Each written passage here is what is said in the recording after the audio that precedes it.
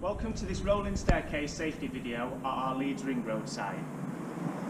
Access to upper floor units at the site is via a rolling staircase. You may also need to move the staircase to gain access to lower floor units, depending upon the position that the staircase was left when last in use. When you arrive at site, you will find that each row of units has its own dedicated staircase. This is a solid, secure, fixed staircase, however it is of a lightweight design to allow you to move it by one person. It's likely that when you arrive in sight, the staircase will already be locked in place from its previous use. To release the staircase and allow you to move it, simply come to this locking lever. It's a spring-loaded mechanism, so you pull it back, move it to the left-hand side, and that will keep it in its release position.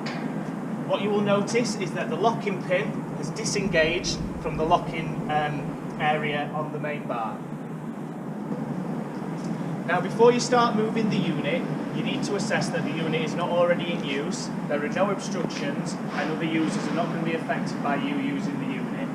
So firstly, just check on the upper floor that the upper floor unit is not already in use. Likewise, check the row of units where you're going to be travelling and make sure there's no customers already inside those units. Now I've checked that the area is okay and that we're all good to move it, I'm simply just going to push the staircase along until the top platform is aligned with the storage unit I wish to enter. Once I've got it roughly aligned, what I can do then is come back to the locking lever.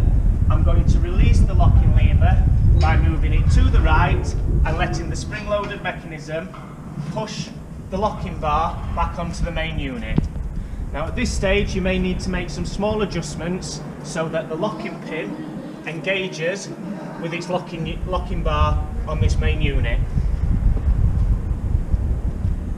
We'll just make a small adjustment, nudging that along until we hear the pin lock in. Now the unit is securely in place and free to access the storage unit.